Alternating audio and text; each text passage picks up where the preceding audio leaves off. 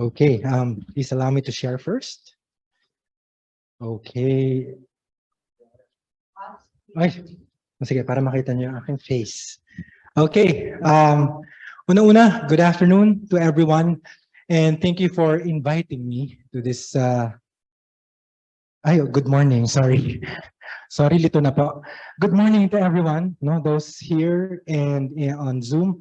Um, ano ganito na lang? It's an honor to be here and to be a member of this panel. And it's it's a privilege for me to be with friends. Some of you I've known since 2006, since I've known the movement, no? So a big hello to everyone here. As with the introduction, thank you. It's my first time to be introduced by a saint. It's very formal. So let's lighten up a bit, no? So this is my formal name, no? Celso C. Santiago Jr. And as you can see, that's my former job. I used to speak for others, for the government. But I'd like to let you know other facets of my personality apart from that, or apart from my introduction. First, I'm a husband to Luan, as you know, a father to Zoe, a son-in-law to Jane and Kit Roble. Palakpakan naman dyan for Jane and Kit Roble. They've been very nice to this particular son-in-law. And I'm a dreamer. Later, I'll tell you why. I also would like to consider myself as a storyteller. So my talk today will mostly be a story.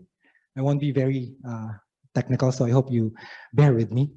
And even though I'm no longer in government, I still consider myself as a public servant.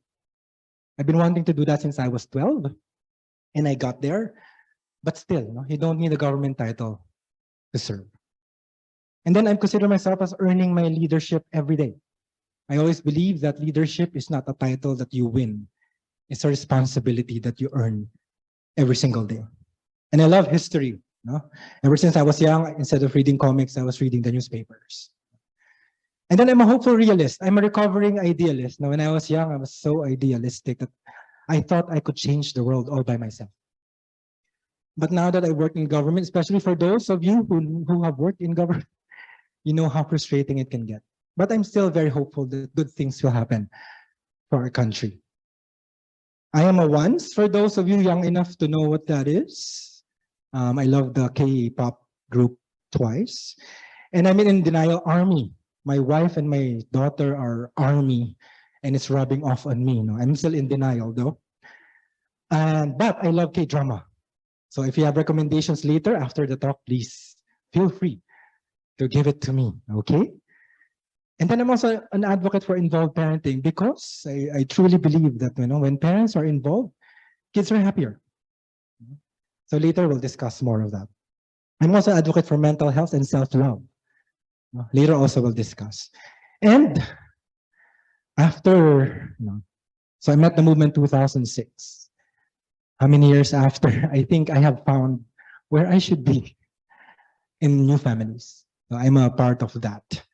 But who knows, maybe next month I'll be in a different group. But for now, I'm enjoying being part of new families because we get to shepherd and help new families in their journey. Okay, so let's proceed to the talk or my story. So my topic today is promoting advocacies using social media. And again, thank you for inviting me and the opportunity to share my story. So I'll begin.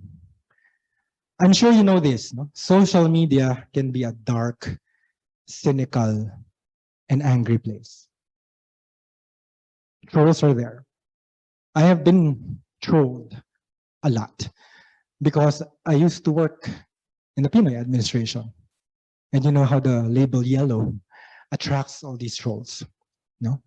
And it can be a dark place. It's where people fight. Sometimes you feel like when you go to Facebook or Twitter, all people do there is fight. Or there's a competition on who can insult the other better.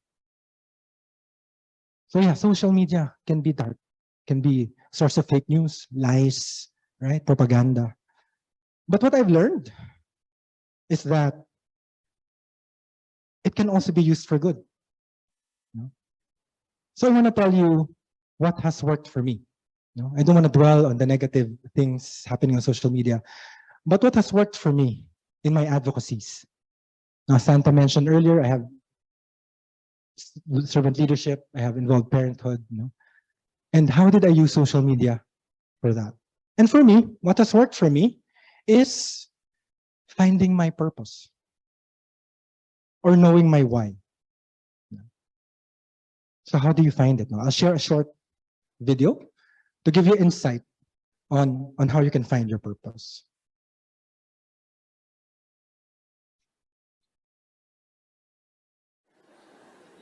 How do I know? A lot of people, when they think of the phrase, how do I know, they always want to put the what behind it. How do I know what I'm supposed to do?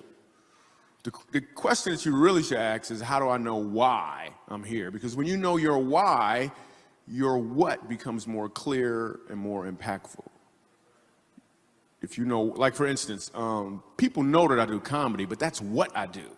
My why is to inspire people to walk in purpose. So I can do comedy, I can write books, I can be in a movie, because all of it is motivated by my why. In fact, I have a new web series out called Michael Jr. Break Time. We probably just did the 6th episode. It's on YouTube. So every single Wednesday at 3 o'clock, we drop a new episode on YouTube of Michael Jr. Break Time. What it is it's me. I travel around the country and I do stand-up comedy, in case you didn't know. And in the middle of my comedy set sometime, I'll stop and just talk to my audience. And we've been filming this, and it's pretty cool. So we're in Winston-Salem. I'm gonna show you a clip from Winston-Salem. And I'm just talking to this guy in the audience, and he tells me that he's a musical instructor at a school. So I was like, all right, you're a musical instructor, can you sing? Let me hear you sing a song. So this is what happened at the last episode of Michael Jr.'s Break Time. Check it. So you're a musical director? Yes, Cool. sir. All right, so let me get a couple bars of like Amazing Grace. Can you do the first part of that? Go ahead. Amazing grace, how sweet the sound that saved a wretch like me. Wow. That bro could sing. You know what I'm saying? All right. Now, what you give me the version is if your uncle just got out of jail, you got shot in the back when you was a kid. I'm just saying, let me see the hood version real quick, if you know which version I'm talking about. Just see if that exists. Let me see what you got.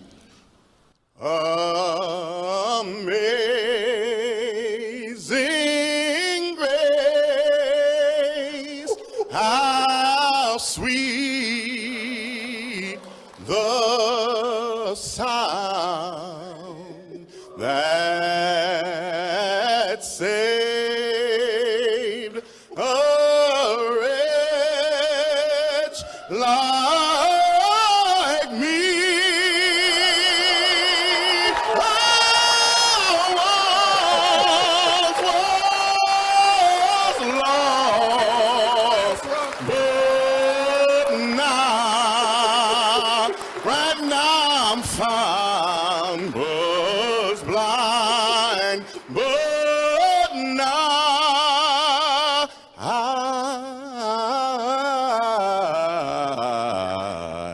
I see. Let's go. Yeah.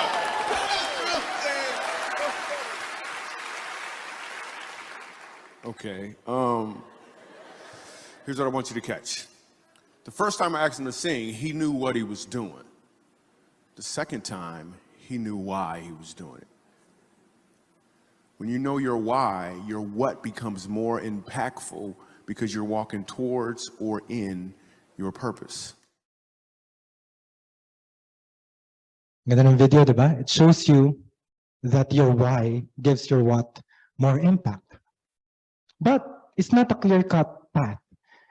You don't all of a sudden know your why and then you know your what's.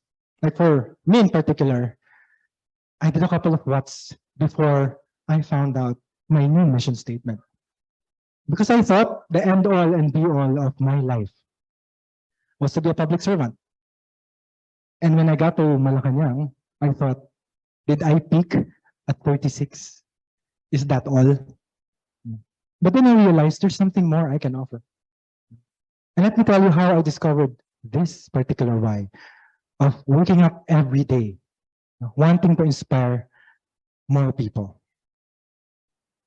So here are my whats. So number one, during the pandemic, June 6, 2020, this was the height of the pandemic. I couldn't sleep like all of us. I had something to say.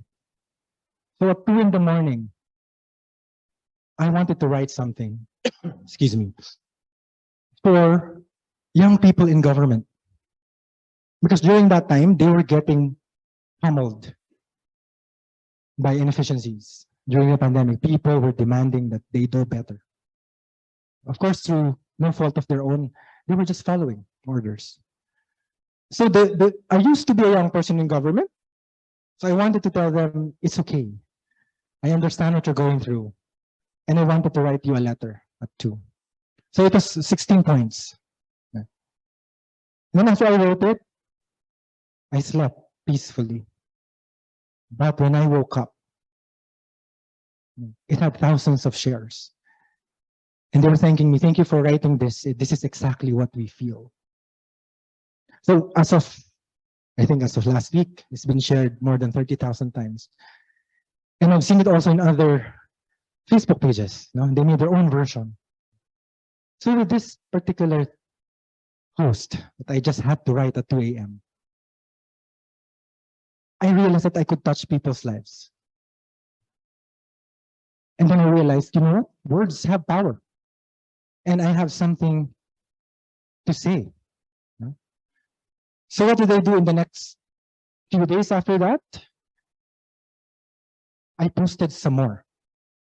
So those are the posts on leadership. And then I'm surprised that every day, hundreds, even thousands of people would share my post on leadership. So again, words matter. And if you provide light in this darkest of times, you become relevant to people.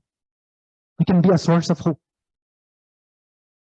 And these posts that I write, for example, there, be the leader they are afraid to disappoint, not just the leader they are afraid of. So these are things actually that people know. I just articulated things. And good leaders aspire to serve, while bad leaders just want to be served. So by showing these posts, I get an opportunity to inspire people every day.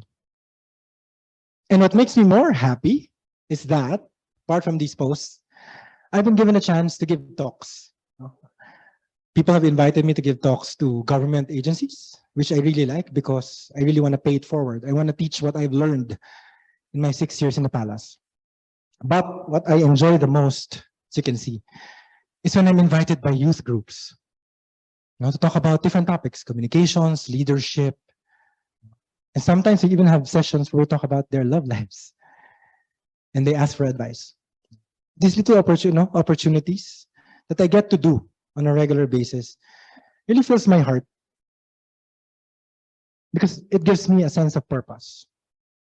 Not just to do a job, earn a living, provide, but to also inspire. So I'm very, very thankful. So for any one of you who'd like to invite me, talk to my manager later. Yeah, but of course, I would welcome every opportunity to talk, especially to the young people. And another what? As mentioned earlier, I'm an advocate for involved parenting because I really believe that when dads are involved, kids are happier and do better. At first, I really wanted to build a resource where dads could go and find out everything they need to know on how to be a good father. And I started this in 2015. But then I realized I was only 1 year into fatherhood. What did I know? And then it hit me. The best way to learn is actually through stories and experiences, as we have seen here in the Focolare. So I decided, why don't I feature dads and their stories? So I started with one post of a dad, and then another, and another, and it inspired others to share their stories. And then we learn from each other. And now that advocacy community on Facebook is strong, 3,800 community on Facebook and Instagram, about 2,000. And every day I get to interact with dads that inspire me to be better, whom I learn from every day. 8 years into fatherhood, I still have a lot to learn. I have featured some of you. Albert has been featured here. Ninong Floro has been featured. And I hope to feature more, because you have a lot to say. And there are a lot of fathers you can inspire every day. So I urge you, join us in this movement. So these are the content that we have on advocacy. First, we talk about the stories of fathers. Later, I'll show you a sample. And even from the perspective of the wives and their kids. Excuse me. And then we inspire them. Because you know what? No, fatherhood can be lonely sometimes. Us dads don't talk about our feelings. I'm sure you can relate. So we tell them, you got this. We're behind you. And then we give them tips, of course. Which diaper is best?